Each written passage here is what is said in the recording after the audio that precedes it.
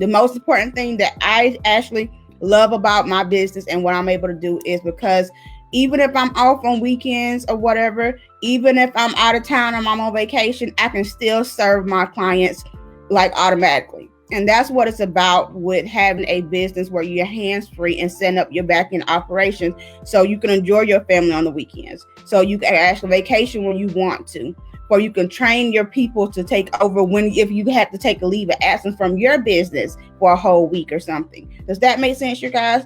So I want to know, how do you do when it comes to your routine in your business? What days do you set up to have administrative days? What days do you have to create content days? What days do you have off in your business? And what days are your business closed?